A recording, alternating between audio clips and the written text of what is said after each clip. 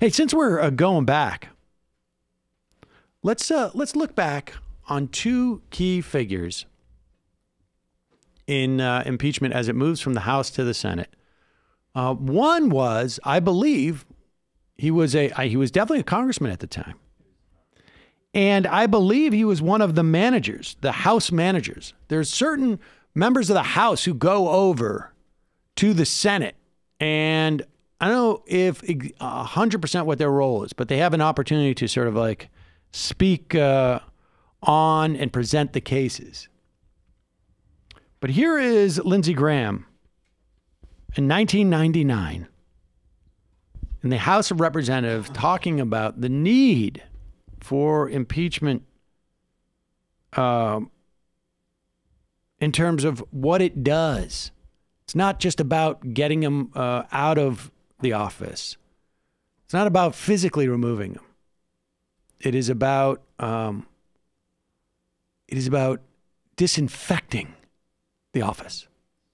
So the point I'm trying to make is you don't even have to be convicted of a crime to lose your job in this constitutional republic if this body determines that your conduct as a public official is clearly out of bounds in your role. Because impeachment is not about punishment. Impeachment is about cleansing the office. Impeachment is about restoring honor and integrity to the office. How was that, John? I'm pretty sure that was the job of the night porter, just going in with a spray bottle. Yes, in that instance. But you have Lindsey Graham at that point had a different idea of what impeachment was all about. And here's someone else who has a different impeachment. You'll note that Susan Collins, who is so desperate in any way to justify the vote that she's going to have to take for impeachment, right? Like, she is on a mission to find an offense committed by the Democrats that can justify her vote for impeachment. Because otherwise, and she's still going to have this problem, like, how does she distance herself from the president and justify her vote? And it turned out to be Chuck Schumer wanted witnesses in the Senate trial. That was the thing that she has decided to hang her hat on, as it were, and claim that the Democrats are sort of out of control. This is not appropriate.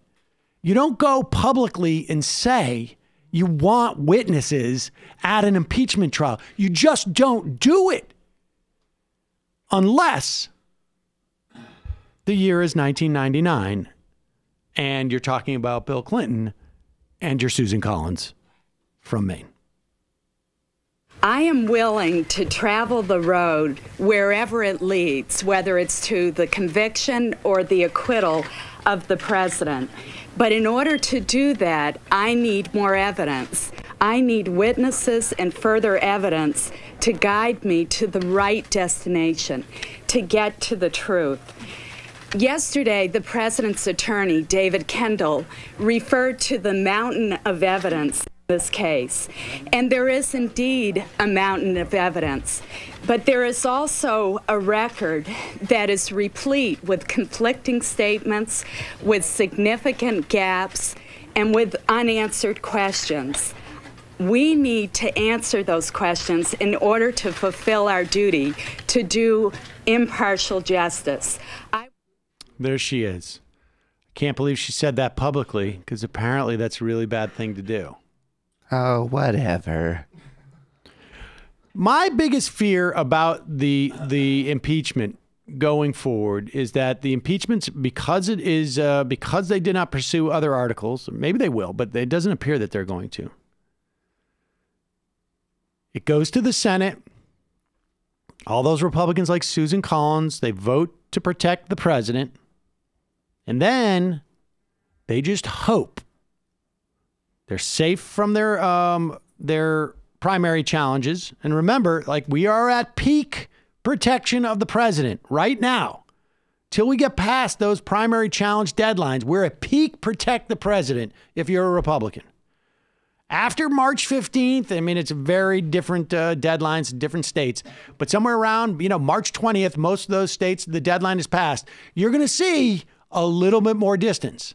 And Susan Collins, what she's doing now is praying.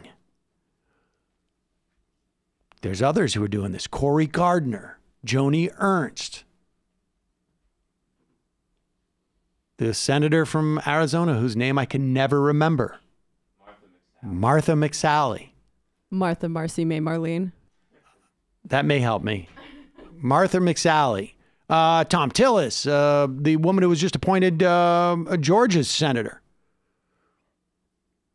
They are praying that worse stuff comes out about Trump after the impeachment. So maybe there's financial records, whatever it is, and they can say, I disagree with the president on this. I think what the president is doing is wrong. So they can get the impeachment vote. They can get credit for protecting him on impeachment, but they can get away with saying some things because I may have voted differently if I had known about this. If the House had sent us, done investigations about this, I may have voted differently. That's the way that she did. That's the way that they will do this. The purple district ones, anyway. Well, that's what I was just talking about. All those, the Senate. The rest of them, they're just going to show. No, of course. That's what I'm talking about specifically. Cory Gardner, Susan Collins, Joni Ernst, Tom Tillis, Georgia, Arizona. There may be one or two other places, but those are the places where they're very worried about having to vote to protect Donald Trump